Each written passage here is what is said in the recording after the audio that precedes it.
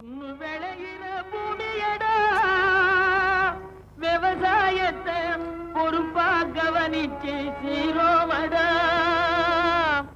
உண்மையா உழைக்கிற நமக்கு எல்லா நன்மைகளும் நாடி வந்து கூடுதடா.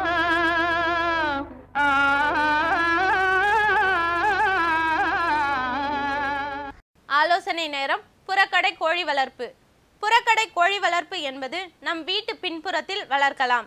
இதற்காக பிரத்யேகமாக இடம் தேவையில்லை. விவசாய மகளிர் சுய உதவி குழுக்கள் தங்களது வேலை நேரம் போக உபத்தொழிலாக வளர்க்கலாம். கோழிகளில் பல ரகங்கள் இருக்கின்றன. அவைகளில் நாமக்கல் 1, கிராமப்பிரியா, வனராஜா போன்றவை.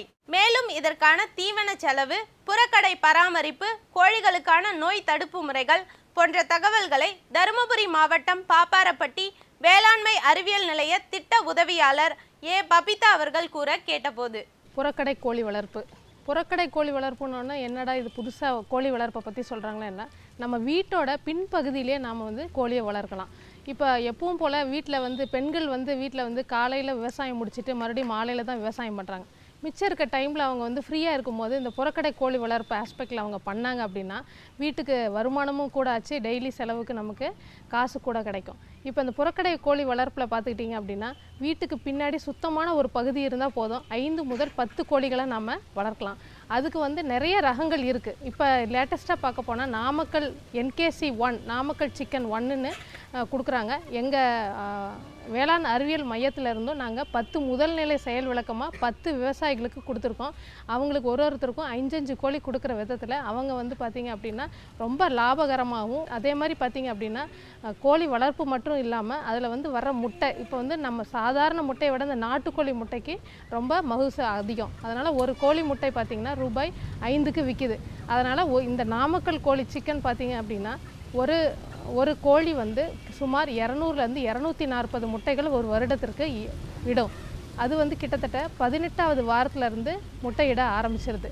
ஸோ அப்போ ஒரு 250 கோழி முட்டை பார்த்திங்க 5 ரூபா ரேட் எடுத்துக்கிட்டோம் அப்படின்னா பார்த்திங்கன்னா 1250 ரூபா அது நமக்கு லாபமாக இருக்கிறது. அதே மாதிரி கோழியும் கொஞ்சம் ஒரு 2 வருஷம் வரைக்கும் நம்ம முட்டைன்றதுக்கு விட்டுட்டு அடுத்தது மாமிசத்துக்கு கொடுத்தோம்னாலும் அது ஒரு கிலோ பார்த்திங்க அப்படின்னா 250 ரூபாய் முதல் 300 ரூபாய் வரைக்கும் விற்பனை ஆகுது. ஸோ இது மகளிருக்கு உண்மையாலுமே சுயஉதவி குழுக்களுக்கோ இல்லை மகளிருக்கோ ஏற்ற தொழிலாக அமையுது. இதில் இப்போ நாமக்கல் சிக்கன் தவிர கிராமப்பிரியா, வனராஜா போன்ற நல்ல ரகங்கள் இருக்குது. இதில் முட்டை பார்த்திங்க அப்படின்னா பழுப்பு நிறமாக இருக்கும், கொஞ்சம் வித்தியாசமாக இருக்கும். சாதாரண நாட்டுக்கோழி ரகத்தை விட ஒரு வித்தியாசமான ரகமாகவும் இருக்கும். இதுக்கு செலவுன்னு பார்த்துட்டோம்னா இந்த தீவன செலவு, இந்த புறக்கடையை பராமரிக்கிறது, இதெல்லாம் பார்த்திங்கன்னா ஒரு 1000 ரூபாய் தான் இதோட செலவு. ஆனால் வருமானம்னு பார்த்துட்டிங்கன்னா முட்டையிலேருந்து கிட்டத்தட்ட 2000 ரூபாய் நமக்கு முட்டை வருமானம் வருது. அது இல்லாமல் இறைச்சியினால் ஒரு 1000 ரூபாய் வருது. அப்புறம் கூட நமக்கு அந்த ஒரு உரம் இருக்குது இல்லையா, கோழி உரம் ரொம்ப சில இந்த மீன்களுக்கு அதுக்கெல்லாம் ரொம்ப தேவைப்படுது. ஸோ இது மூலிமா பார்த்திங்க அப்படின்னா கிட்டத்தட்ட 3500 ரூபாய் முதல் 5000 வரையான ஒரு வரவு செலவு கணக்கு வருது. ஸோ 1 ரூபாய் நீங்கள் போட்டிங்க அப்படின்னா கிட்டத்தட்ட 4000 ரூபாய் வரைக்கும் நமக்கு லாபம் இருக்குது. ஸோ இந்த புறக்கடை கோழி வளர்ப்பு மகளிருக்கு ஏற்ற நல்ல ஒரு தொழிலாகவும், அதே மாதிரி வீட்டில் டிவி பார்த்துட்டு இருக்கிற நேரம் தவிர இப்போ இந்த கோழியை பராமரித்தா போதும். ரொம்ப இதுக்கான இடு செலவுகள், இடு பொருட்கள்லாம் எதுவுமே தேவையில்லை. ஒரு நல்ல சுத்தமான இடம் இருந்தால் போதும். இது நம்ம சில இடங்கள்லேருந்து இந்த கோழி வாங்கும்போது நமக்கு ஒரு நாள் மட்டும்தான் தடுப்பூசி போட்டு கொடுப்பாங்க. நாம் லோக்கல் வெட்டினரி டாக்டரை வச்சு 7வது நாள், 21வது நாள் மற்றும் ஒரு 15 நாட்களுக்கு ஒரு முறை நாம் போய் தடுப்பூசி போட்டுட்டு வரணும். அதே மாதிரி இதுக்கு தீவன செலவுகள் அப்படின்னு பார்த்திங்க அப்படின்னா நம்ம வீட்டில் இருக்கிற அரிசி இல்லை மக்காச்சோளம் அது மாதிரியெல்லாம் நம்ம போட்டணும். கூட வெட்டினரி டாக்டர் சொல்கிற மினரல் மிக்சர்ஸ் எல்லாம் போட்டோம் அப்படின்னா அதோட வெயிட்டு ஒரு நாளைக்கு 40லேருந்து 50 கிராம் வரைக்கும் கூட வாய்ப்பு இருக்குது. ஒரு நாள் கோழி குஞ்சாக வாங்கலாம், இல்லைனா 21 நாள் கோழி குஞ்சாக வாங்கலாம். 21 நாள் கோழி குஞ்சு ஒரு கோழி குஞ்சு 32 ரூபாயிலேருந்து 35 ரூபாய் வரைக்கும் விற்கிறாங்க. நீங்கள் இப்போ பார்த்துட்டு இருக்கிறது இப்போ 8 வாரத்தோட கோழி. இது பாருங்கள் 8 வாரத்தில் எவ்வளோ வெயிட் அது கெயின் ஆயிருக்குன்னு. இதே 18 வாரத்துலேருந்து அது முட்டையிட ஆரம்பிக்கும் போது நல்ல நம்ம சத்தான உணவுகள் அதுக்கு கொடுத்தோம் அப்படின்னா முட்டையின் அளவும் சைஸும் பெருசாக இருக்கும், நமக்கு லாபமும் அதிகமாக இருக்கும். மண்புழு உரம் என்பது இயற்கையில் கிடைக்கின்ற மிகப்பெரிய சக்திகளில் ஒன்று. தாவர மற்றும் விலங்குகளோட கழிவுகளை உறைய வைத்து எபிஜியக் என்னும் மண்புழுக்களை சேர்த்து மக்க வைத்து கிடைப்பது இந்த மண்புழு உரம். இந்த மண்புழு உரத்தை பற்றி கிருஷ்ணகிரி மாவட்ட பையூர் மண்டல ஆராய்ச்சி நிலையத்தின் உழவியல் துறை பேராசிரியர் எஸ் விஜயபாஸ்கரன் அவர்கள் விளக்கம் தருகிறார்.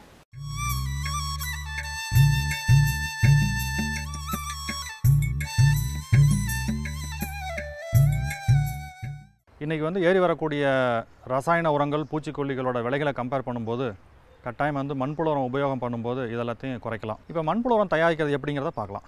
ஒரு சதுர மீட்டருக்கு 1 கிலோ புழு அப்படிங்கிறது வியாபார ரீதியாக நமக்கு அதிகமான உரம் கிடைக்கிறதுக்கான ஒரு பரிந்துரை. இப்போ நம்ம புழு எப்படி விடுறதுங்கிறத பார்த்துட்டு அதுக்கப்புறம் அந்த மேல் ஈரம் காயாமல் இருக்கிறதுக்கு என்ன பண்ணணுங்கிறதையும் பார்க்கலாம். இப்போ நம்ம உணவுக்குகள் நிரப்பியாச்சு. இப்போ வந்து சின்ன ஒரு வாய்க்கால் மாதிரி பறித்து விட்டுட்டு அதில் வந்து 1 சதுர மீட்டருக்கு 1 கிலோ புழு விடணும். இந்த புழுக்களில் வந்து 3 வகையாக பிரிக்கலாம். நமக்கு மண்புழு வந்து பார்க்குறதுக்கு ஏதோ கருப்பு கலராக சிவப்பு கலராக இருக்குதுன்னு சொல்கிறோம். உலகத்தில் வந்து கிட்டத்தட்ட 2250 ரகங்கள் வரைக்கும் இருக்குது. அது எப்படி பிரிக்கிறாங்கன்னா, எந்த இடத்துல உயிர் வாழுது, என்ன உணவாக எடுத்துக்குது, அதோட வாழ்க்கை முறையை பொறுத்து அந்த மாதிரி பிரிச்சுருக்குறாங்க. இப்போ நம்ம பார்க்குற புழு வந்து மேல்மட்ட புழு அப்படின்னு சொல்லக்கூடிய யுட்டிலஸ் யூஜினே, அதாவது ஆப்பிரிக்க புழுன்னு சொல்லுவோம். இதை ஏன் உபயோகப்படுத்துகிறாங்க அப்படின்னா, இந்த புழு வந்து உணவுக்கு வேலை மேலே மட்டும் சாப்பிட்டுட்டு எரு வந்து மேலே வைக்கும். இதோட இனவிருத்தி வேகம் அதிகம். அதனால் வந்து இந்த புழு அதிகமாக பயன்படுத்துகிறாங்க. ஏனைய புழுக்கள்னு சொன்னோம் அப்படின்னா ஐசீனியா ஃபீட்டிடா அப்படின்னு சொல்லிட்டு அமெரிக்க புழு ஒன்று இருக்குது. அப்புறம் பெரியோனிக்ஸ் எக்ஸ்கவேட்டர்ஸ் சொல்லிட்டு இந்திய ரக புழு இருக்குது. அது மட்டும் இல்லாமல் காம்போசிட் கல்ச்சர்னு சொல்லுவாங்க. மேல்மட்ட புழு, இடைமட்ட புழு, கடைமட்ட புழு அப்படின்னு சொல்லிட்டு இருக்குது. அது பெயர் குறிக்கிற மாதிரி மேல்மட்ட புழுன்னா உணவுக்கு வேலை மேலே இருக்கக்கூடியது, இடைமட்ட புழுன்னா ஒரு உணவுக்கு வேலை வந்து 3 அடி அப்படின்னா முதல் அடியிலேருந்து 2வது அடியில் மட்டும் இருக்கக்கூடியது இடைமட்ட புழு. கடைமட்ட புழுங்கிறது தொட்டியோட கீழே, அதாவது 2 அடிக்கு கீழே வந்து இருக்கும். இந்த மாதிரி புழுவை விட்டுட்டு இதுக்கு மேலே வந்து வேண்டுங்கிற அளவுக்கு நம்ம தண்ணியை ஆட் பண்ணுறோம். தண்ணி ஊற்றுனதுக்கப்புறம் மேலே உள்ள ஈரம் காயாமல் இருக்கிறதுக்காகவும் புழுக்கள் வந்து மேலேருந்தே சாப்பிட்டுட்டு போகணும் அப்படிங்கிறதுக்காக 2 முறையில் வந்து பண்ணலாம். ஒன்று வந்து பச்சை சாணியை வெரைட்டி மாதிரி தட்டி வைக்கிறது. இப்போ இந்த மாதிரி வைக்கிறதுல என்ன ஆகுன்னா, அந்த உணவுக்கு வேலை மேலே வந்து இருக்கக்கூடிய ஈரம் வந்து காயாது. 2வது வந்து மண்புழு வந்து இந்த பச்சை சாணியை வந்து விரும்பி சாப்பிட ஆரம்பிக்கும். இப்போ நீங்கள் இன்னொரு 1 மணி நேரம் கழித்து பார்த்தீங்கன்னா இந்த பச்சை சாணியை கீழே மண்புழு ஃபுல்லாக வந்துடும். அப்போ என்ன ஆகுன்னா, இந்த உணவு வந்து வீணாகாமல் மேலேருந்தே மண்புழு வந்து சாப்பிட ஆரம்பிக்கும். அடுத்தது வந்து தண்ணி வந்து இன்னொரு 10 நாள் கழித்து ஊற்றினா போதும். ஸோ அந்த 2 பெனிஃபிட் கிடைக்கும். கால்நடைகள் இல்லை, அதனால் பச்சை சாணி கிடைக்காது அப்படிங்கிறப்ப அடுத்த முறை வந்து சணல் சாக்கு, அது வந்து வீணான சணல் சாக்கோட உபயோகப்படுத்தலாம். அதை வந்து இதனோட உணவு குவியல் மேலே போட்டுட்டு அந்த சணல் சாக்கை வந்து ஈரம் பண்ணிடணும். புழு வந்து என்ன ஆகும் அப்படின்னா, இந்த சணல் சாக்கும் விட்டோம் அப்படியே விட்டோம்னா ஒரு 10 நாளைக்குள்ளே இந்த சாக்கையுமே உணவாக எடுத்து எருவாக மாற்றிடும். இது வரைக்கும் நம்ம உணவு குவியல் பார்த்தோம். அதுக்கப்புறம் உணவு குவியலை வந்து தொட்டிக்குள்ளே போடுறத பார்த்தோம். அது மேலே புழுக்களை விட்டு மேல் ஈரம் காயாமல் இருக்கிறதுக்கு பார்த்தோம். இப்போ உரம் வந்து எப்படி ஃபார்ம் ஆகிருக்கும், அதை எப்படி எடுக்கணுங்கிறத பற்றி பார்க்கலாம். அதாவது 3வது பகுதி. இப்போ இது வந்து நம்ம புதுசாக கொடுத்துருக்க உணவு குவியல். இதில் வந்து கை வச்சு இழுத்தனா பார்த்தீங்கன்னா கை ஃப்ரீயாக வராது, நம்ம கையோடவே எரு குவியலும் வரும். இப்போ இது என்னென்னா, இது வந்து இன்னும் மக்க ஆரம்பிக்கல, மண்புழு வந்து உணவாக எடுத்துக்கல அப்படிங்கிறத சொல்லலாம். இப்போ மண்புழு உரம் நமக்கு கிடைக்குமா அப்படிங்கிறத செக் பண்ணுறதுக்கு ஒரு வழி, மேலே வந்து நல்லா குருணை மாதிரி இருக்கும், லூஸ் ஆயிரும். ஒரிஜினலாக இருக்கக்கூடிய உணவு குவியலோட உயரம் வந்து கொஞ்சம் அதிகமாகிடும், 1 அங்குலம் 2 அங்குலம் அதிகமாகிடும். இப்போ நம்ம கையை வச்சு இதில் இழுத்தோம் அப்படின்னா மணல் இழுக்கிற மாதிரி பார்த்திங்கன்னா கை ஃப்ரீயாக வரும். அப்போ என்னென்னா, இதெல்லாம் வந்து மண்புழு உரம். இந்த குவியிலேருந்து லேசாக ஒரு பாண்டில் வர்ற அளவுக்கு குவிச்சு வச்சுட்டு இதை வந்து நம்ம எடுத்து ஜலிக்கணும். இதை ஜலிக்கணுமா அப்படின்னு கேட்டோம் அப்படின்னா, நம்ம சொந்தமாக பயன்படுத்த போகிறோம் அப்படின்னா ஜலிக்கிற அவசியம் இல்லை, நம்மளை அப்படியே உபயோகப்படுத்தலாம். இதை விற்பனை செய்ய போகிறோம் அப்படின்னா இதில் வந்து பார்த்திங்கன்னா மக்காத சில, அதாவது மண்புழுவோட எரு இல்லாத சில பொருட்களும் இருக்கும். கல்லோ இல்லைன்னா வந்து சின்ன சின்ன குச்சிகளோ இருக்கும். அது வந்து பார்க்குறதுக்கு நல்லா இருக்காது, கமர்ஷியலாக வந்து இது சேல் பண்ணுறது கஷ்டம். ஸோ அதனால் இதோட தரத்தை அதிகப்படுத்துறதுக்காக நம்ம வந்து 4 மில்லிமீட்டர் கண் கொண்ட ஜல்லடையில் ஜலிக்கணும். இப்போ இந்த பார்க்குற மிஷின் வந்து நபார்டோட ஒரு ஆராய்ச்சி திட்டத்தின் மூலமாக செய்யப்பட்ட ஒரு ஜல்லடை. இதோட அளவு பார்த்திங்கன்னா 4 மில்லிமீட்டர் கண் கொண்டது. இதில் ஜலிக்கும்போது ஆட் தேவை குறையும். பொதுவாக வந்து 1 டன் வந்து மண்புழு உரம் தயாரிக்கணும் அப்படின்னா உணவு குவியல் தயாரிக்கிறதுலேருந்து எடுத்து நம்ம பேக் பண்ணுற வரைக்கும் 8 ஆட்கள் தேவைப்படும். இந்த மெஷின் வந்து இருக்கும்போது இன்னொரு 2 ஆட்களாக குறைக்கலாம், 6 ஆட்களாக குறையும். அந்த மாதிரி கன்வேயரும் சேர்த்து பண்ணணும் அப்படின்னா 1 டன்னுக்கு வந்து 3 ஆள் இருந்தால் போதும், நம்மளால் மண்புழு உரம் தேவையான அளவு தயாரிக்க முடியும். இப்போ இதுதான் வந்து நமக்கு ஃபைனலாக ஜலிச்சு வரக்கூடிய மண்புழு உரம். இதை தான் வந்து நம்ம மண்டலாச்சலம் பையூரில் வந்து 1 கிலோ 4 ரூபாய் 50 காசுக்கு விற்பனை செய்கிறோம்.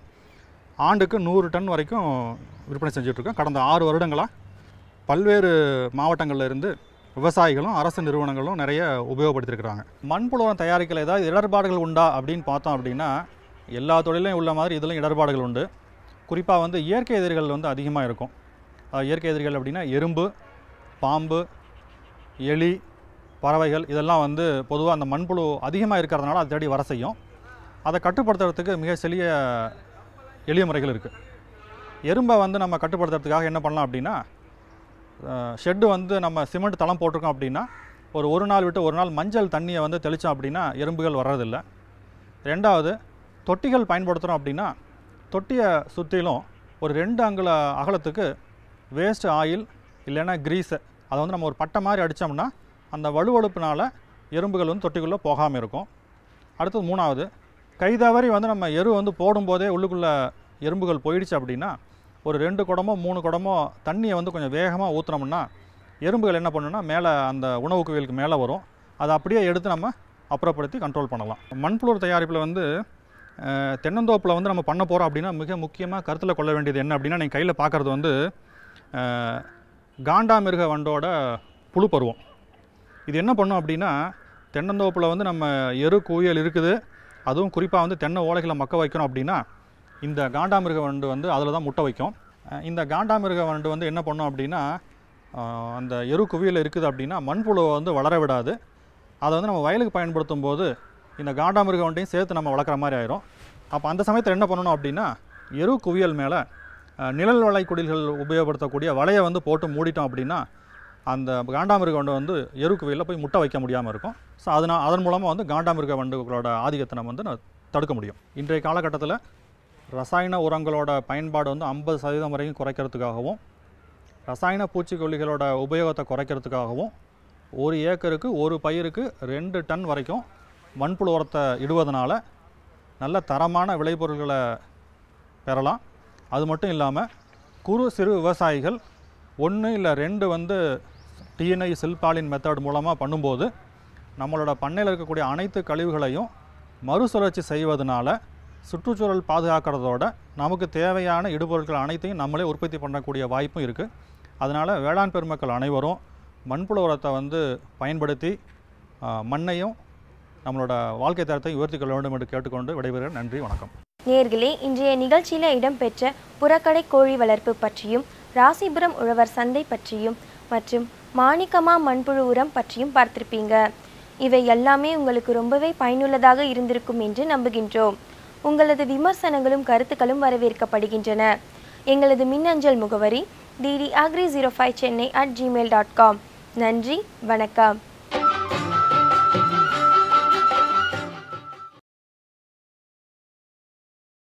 கோழி வந்து சுமார் 200லேருந்து 240 முட்டைகள் ஒரு வருடத்திற்கு இடும். அது வந்து கிட்டத்தட்ட 18வது வாரத்திலேருந்து முட்டையிட ஆரம்பிச்சிருது. ஸோ அப்போ ஒருத்தர் ஒரு 250 கோழி முட்டை பார்த்திங்க 5 ரூபாய் ரேட் எடுத்துக்கிட்டோம் அப்படின்னா பார்த்திங்கன்னா 1250 ரூபாய் அது நமக்கு லாபமாக இருக்கிறது. அதே மாதிரி கோழியும் கொஞ்சம் ஒரு 2 வருஷம் வரைக்கும் நம்ம முட்டைன்றதுக்கு விட்டுட்டு அடுத்தது மாமிசத்துக்கு கொடுத்தோம்னாலும் அது ஒரு கிலோ பார்த்திங்க அப்படின்னா 250 ரூபாய் முதல் 300 ரூபாய் வரைக்கும் விற்பனை ஆகுது. ஸோ இது வந்து மகளிருக்கு உண்மையாலுமே சுயஉதவி குழுக்களுக்கோ இல்லை மகளிருக்கோ ஏற்ற தொழிலாக அமையுது. இதில் இப்போ நாமக்கல் சிக்கன் தவிர கிராமப்பிரியா, வனராஜா போன்ற நல்ல ரகங்கள் இருக்குது. இதில் முட்டை பார்த்திங்க அப்படின்னா பழுப்பு நிறமாக இருக்கும், கொஞ்சம் வித்தியாசமாக இருக்கும். சாதாரண நாட்டுக்கோழி ரகத்தை விட ஒரு வித்தியாசமான ரகமாகவும் இருக்கும். இதுக்கு செலவுன்னு பார்த்துட்டோம்னா இந்த தீவன செலவு, இந்த புறக்கடையை பராமரிக்கிறது இதெல்லாம் பார்த்திங்கன்னா ஒரு 1000 ரூபாய் தான் இதோட செலவு. ஆனால் வருமானம்னு பார்த்துட்டிங்கன்னா முட்டையிலேருந்து கிட்டத்தட்ட 2000 ரூபாய் நமக்கு முட்டை வருமானம் வருது. அது இல்லாமல் இறைச்சியினால் ஒரு 1000 ரூபாய் வருது. அப்புறம் கூட வந்து நமக்கு வந்து அந்த ஒரு உரம் இருக்குது இல்லையா, கோழி உரம் வந்து ரொம்ப சில இந்த மீன்களுக்கு அதுக்கெல்லாம் ரொம்ப தேவைப்படுது. ஸோ இது மூலிமா பார்த்தீங்க அப்படின்னா கிட்டத்தட்ட 3500 ரூபாய் முதல் 5000 வரையான ஒரு வரவு செலவு கணக்கு வருது. ஸோ ₹1 நீங்கள் போட்டிங்க அப்படின்னா கிட்டத்தட்ட 4000 ரூபாய் வரைக்கும் நமக்கு லாபம் இருக்குது. ஸோ இந்த புறக்கடை கோழி வளர்ப்பு மகளிருக்கு ஏற்ற நல்ல ஒரு தொழிலாகவும், அதே மாதிரி வீட்டில் டிவி பார்த்துட்டு இருக்கிற நேரம் தவிர இப்போ இந்த கோழியை பராமரித்தா போதும். ரொம்ப இதுக்கான இடு செலவுகள் இடு பொருட்கள்லாம் எதுவுமே தேவையில்லை. ஒரு நல்ல சுத்தமான இடம் இருந்தால் போதும். இது வந்து நம்ம வந்து சில இடங்கள்லேருந்து இந்த கோழி வாங்கும்போது நமக்கு வந்து ஒரு நாள் மட்டும்தான் தடுப்பூசி போட்டு கொடுப்பாங்க. நாம் வந்து லோக்கல் வெட்டினரி டாக்டரை வச்சு 7வது நாள் 21வது நாள் மற்றும் ஒரு 15 நாட்களுக்கு ஒரு முறை நாம் போய் தடுப்பூசி போட்டுட்டு வரணும். அதே மாதிரி இதுக்கு தீவன செலவுகள் அப்படின்னு பார்த்தீங்க அப்படின்னா நம்ம வீட்டில் இருக்கிற அரிசி இல்லை மக்காச்சோளம் அது மாதிரி எல்லாம் நம்ம போட்டணும். கூட வந்து வெட்டினரி டாக்டர் சொல்கிற மினரல் மிக்சர்ஸ் எல்லாம் போட்டோம் அப்படின்னா அதோட வெயிட்டு ஒரு நாளைக்கு 40லேருந்து 50 கிராம் வரைக்கும் கூட வாய்ப்பு இருக்குது. ஒரு நாள் கோழி குஞ்சாக வாங்கலாம், இல்லைன்னா 21 நாள் கோழி குஞ்சாக வாங்கலாம். 21 நாள் கோழி குஞ்சு ஒரு கோழி குஞ்சு வந்து 32 ரூபாயிலேருந்து 35 ரூபாய் வரைக்கும் விற்கிறாங்க. நீங்கள் இப்போ பார்த்துட்டு இருக்கிறது வந்து இப்போ 8 வாரத்தோட கோழி. இது வந்து பாருங்கள் 8 வாரத்தில் எவ்வளோ வெயிட் அது கெயின் ஆயிருக்குன்னு. இதே கீழே வந்து இருக்கும். இந்த மாதிரி புழுவை விட்டுட்டு இதுக்கு மேலே வந்து வேண்டுங்கிற அளவுக்கு நம்ம தண்ணியை ஆட் பண்ணுறோம். தண்ணி ஊற்றுனதுக்கப்புறம் மேலே உள்ள ஈரம் காயாமல் இருக்கிறதுக்காகவும் புழுக்கள் வந்து மேலேருந்தே சாப்பிட்டுட்டு போகணும் அப்படிங்கிறதுக்காக 2 முறையில் வந்து பண்ணலாம். ஒன்று வந்து பச்சை சாணியை வெரைட்டி மாதிரி தட்டி வைக்கிறது. இப்போ இந்த மாதிரி வைக்கிறதுல என்ன ஆகுன்னா அந்த உணவு குவியலில் மேலே வந்து இருக்கக்கூடிய ஈரம் வந்து காயாது. ரெண்டாவது வந்து மண்புழு வந்து இந்த பச்சை சாணியை வந்து விரும்பி சாப்பிட ஆரம்பிக்கும். இப்போ நீங்கள் இன்னொரு 1 மணி நேரம் கழித்து பார்த்தீங்கன்னா இந்த பச்சை சாணியை கீழே மண்புழு ஃபுல்லாக வந்துடும். அப்போ என்ன ஆகுன்னா இந்த உணவு வந்து வீணாகாமல் மேலேருந்தே மண்புழு வந்து சாப்பிட ஆரம்பிக்கும். அடுத்தது வந்து தண்ணி வந்து இன்னொரு 10 நாள் கழித்து ஊற்றினா போதும். ஸோ அந்த 2 பெனிஃபிட் கிடைக்கும். கால்நடைகள் இல்லை, அதனால் பச்சை சாணி கிடைக்காது அப்படிங்கிறப்ப அடுத்த முறை வந்து சணல் சாக்கு, அது வந்து வீணான சணல் சாக்கோடு உபயோகப்படுத்தலாம். அதை வந்து என்னோடய உணவு குவியல் மேலே போட்டுட்டு அந்த சணல் சாக்கை வந்து ஈரம் பண்ணிடணும். புழு வந்து என்ன ஆகும் அப்படின்னா இந்த சணல் சாக்கும் அப்படியே விட்டோம்னா ஒரு 10 நாளைக்குள்ளே இந்த சாக்கையுமே உணவை எடுத்து எருவாக மாற்றிடும். இது வரைக்கும் நம்ம உணவு குவியல் பார்த்தோம். அதுக்கப்புறம் உணவு குவியலை வந்து தொட்டிக்குள்ளே போடுறத பார்த்தோம். அது மேலே புழுக்களை விட்டு மேல் ஈரம் காயாமல் இருக்கிறதுக்கு பார்த்தோம். இப்போ உரம் வந்து எப்படி ஃபார்ம் ஆகிருக்கும், அதை எப்படி எடுக்கணுங்கிறத பற்றி பார்க்கலாம். அதாவது 3வது பகுதி. இப்போ இது வந்து நம்ம புதுசாக கொடுத்துருக்க உணவு குவியல். இதில் வந்து கை வச்சு இழுத்தனா பார்த்தீங்கன்னா கை ஃப்ரீயாக வராது, நம்ம கையோடவே எரு குவியலும் வரும். இப்போ இது என்னென்னா இது வந்து இன்னும் மக்க ஆரம்பிக்கல, மண்புழு வந்து உணவை எடுத்துக்கல அப்படிங்கிறத சொல்லலாம். இப்போ மண்புழு உரம் நமக்கு கிடைக்குமா அப்படிங்கிறத செக் பண்ணுறதுக்கு ஒரு வழி, மேலே வந்து நல்லா குருணை மாதிரி இருக்கும், லூஸ் ஆயிரும். ஒரிஜினலாக இருக்கக்கூடிய உணவு குவியலோட உயரம் வந்து கொஞ்சம் அதிகமாகிடும், 1 அங்குலம் 2 அங்குலம் அதிகமாகிடும். இப்போ நம்ம கையை வச்சு இதில் இழுத்தோம் அப்படின்னா மணல் இழுக்கிற மாதிரி பார்த்திங்கன்னா கை ஃப்ரீயாக வரும். அப்போ என்னென்னா இதெல்லாம் வந்து மண்புழு வரும். இந்த குவியிலேருந்து லேசாக ஒரு பாண்டில் வர்ற அளவுக்கு குவிச்சு வச்சுட்டு இதை வந்து நம்ம எடுத்து ஜலிக்கணும். இதை ஜலிக்கணுமா அப்படின்னு கேட்டோம் அப்படின்னா நம்ம சொந்தமாக பயன்படுத்த போகிறோம் அப்படின்னா ஜலிக்கிற அவசியம் இல்லை, நம்மளை அப்படியே உபயோகப்படுத்தலாம். இதை விற்பனை செய்ய போகிறோம். 18 வாரத்துலேருந்து அது முட்டையிட ஆரம்பிக்கும் போது நல்ல நம்ம சத்தான உணவுகள் அதுக்கு கொடுத்தோம் அப்படின்னா முட்டையின் அளவும் சைஸும் பெருசாக இருக்கும், நமக்கு லாபமும் அதிகமாக இருக்கும். மண்புழு உரம் என்பது இயற்கையில் கிடைக்கின்ற மிகப்பெரிய சக்திகளில் ஒன்று. தாவர மற்றும் விலங்குகளோட கழிவுகளை உறைய வைத்து எபிஜியக் என்னும் மண்புழுக்களை சேர்த்து மக்க வைத்து கிடைப்பது இந்த மண்புழு உரம். இந்த மண்புழு உரத்தை பற்றி கிருஷ்ணகிரி மாவட்ட பையூர் மண்டல ஆராய்ச்சி நிலையத்தின் உழவியல் துறை பேராசிரியர் எஸ். விஜயபாஸ்கரன் அவர்கள் விளக்கம் தருகிறார்.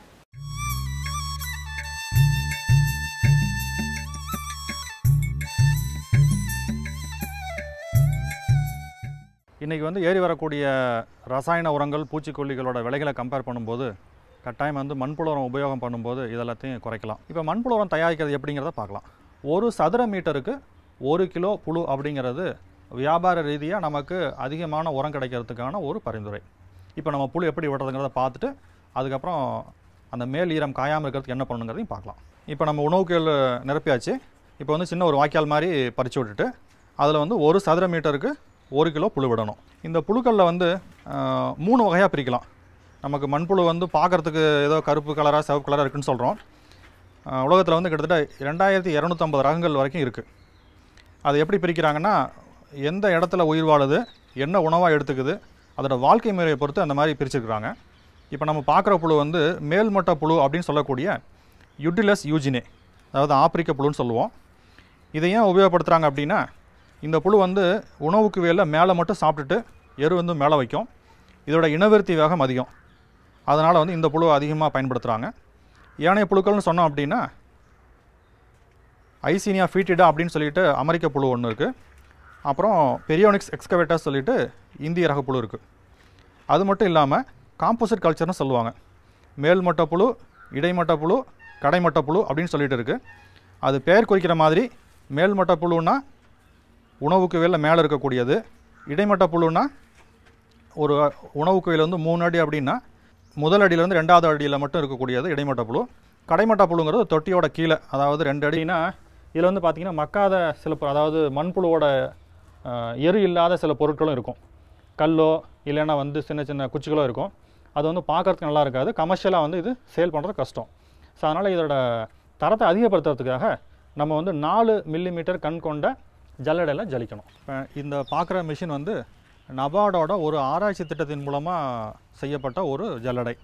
இதோட அளவு பார்த்திங்கன்னா 4 மில்லிமீட்டர் கண் கொண்டது. இதில் ஜலிக்கும்போது ஆட் தேவை குறையும். பொதுவாக வந்து ஒரு டன்னு வந்து மண்புழு உரம் தயாரிக்கணும் அப்படின்னா உணவு குவியல் தயாரிக்கிறதுலேருந்து எடுத்து நம்ம பேக் பண்ணுற வரைக்கும் 8 ஆட்கள் தேவைப்படும். இந்த மெஷின் வந்து இருக்கும்போது இன்னொரு 2 ஆட்களாக குறைக்கலாம், 6 ஆட்களாக குறையும்.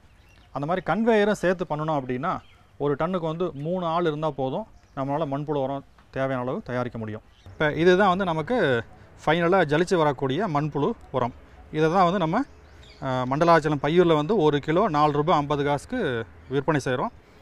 ஆண்டுக்கு 100 டன் வரைக்கும் விற்பனை செஞ்சிட்ருக்கோம். கடந்த 6 வருடங்களாக பல்வேறு மாவட்டங்களில் இருந்து விவசாயிகளும் அரசு நிறுவனங்களும் நிறைய உபயோகப்படுத்தியிருக்கிறாங்க. மண்புழு உரம் தயாரிக்கல ஏதாவது இடர்பாடுகள் உண்டா அப்படின்னு பார்த்தோம் அப்படின்னா எல்லா தொழிலையும் உள்ள மாதிரி இதிலும் இடர்பாடுகள் உண்டு. குறிப்பாக வந்து இயற்கை எதிரிகள் வந்து அதிகமாக இருக்கும். இயற்கை எதிரிகள் அப்படின்னா எறும்பு, பாம்பு, எலி, பறவைகள் இதெல்லாம் வந்து பொதுவாக அந்த மண்புழு அதிகமாக இருக்கிறதுனால அதை தேடி வர செய்யும். அதை கட்டுப்படுத்துறதுக்கு மிக எளிய முறைகள் இருக்குது. எறும்பை வந்து நம்ம கட்டுப்படுத்துறதுக்காக என்ன பண்ணலாம் அப்படின்னா, ஷெட்டு வந்து நம்ம சிமெண்ட் தளம் போட்டிருக்கோம் அப்படின்னா ஒரு நாள் விட்டு ஒரு நாள் மஞ்சள் தண்ணியை வந்து தெளித்தோம் அப்படின்னா எறும்புகள் வர்றதில்லை. 2வது, தொட்டிகள் பயன்படுத்துகிறோம் அப்படின்னா தொட்டியை சுற்றிலும் ஒரு 2 அங்குல அகலத்துக்கு வேஸ்ட் ஆயில் இல்லைன்னா க்ரீஸை அதை வந்து நம்ம ஒரு பட்டை மாதிரி அடித்தோம்னா அந்த வலுவழுப்புனால் எறும்புகள் வந்து தொட்டிக்குள்ளே போகாமல் இருக்கும். அடுத்தது 3வது, கைதவறி வந்து நம்ம எரு வந்து போடும்போதே உள்ளுக்குள்ளே எறும்புகள் போயிடுச்சு அப்படின்னா ஒரு 2 குடமோ 3 குடமோ தண்ணியை வந்து கொஞ்சம் வேகமாக ஊற்றினோம்னா எறும்புகள் என்ன பண்ணுன்னா மேலே அந்த உணவு குவியலுக்கு மேலே வரும். அதை அப்படியே எடுத்து நம்ம அப்புறப்படுத்தி கண்ட்ரோல் பண்ணலாம். மண்புழு தயாரிப்பில் வந்து தென்னந்தோப்பில் வந்து நம்ம பண்ண போகிறோம் அப்படின்னா மிக முக்கியமாக கருத்தில் கொள்ள வேண்டியது என்ன அப்படின்னா, நீங்கள் கையில் பார்க்குறது வந்து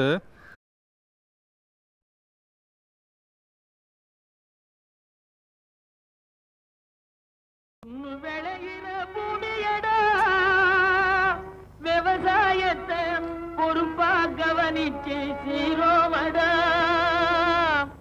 உண்மையா உழைக்கிற நமக்கு எல்லா நன்மைகளும் நாடி வந்து கூடுதடா.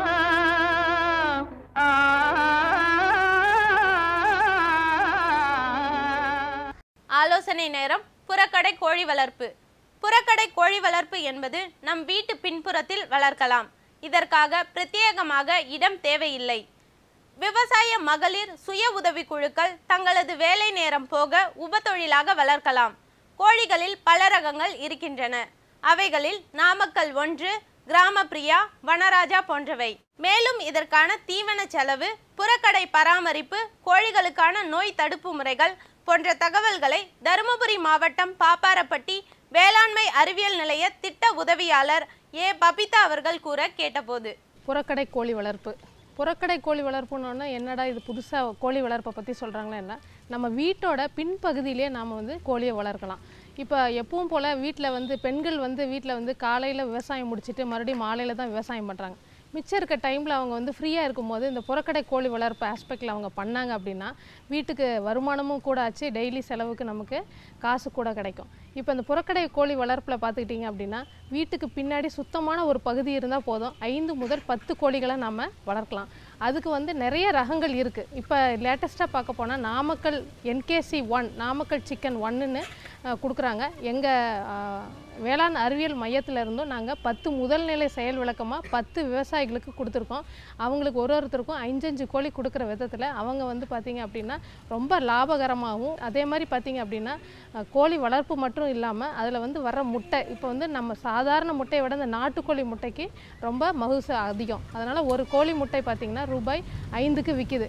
அதனால் இந்த நாமக்கல் கோழி சிக்கன் பார்த்திங்க அப்படின்னா ஒரு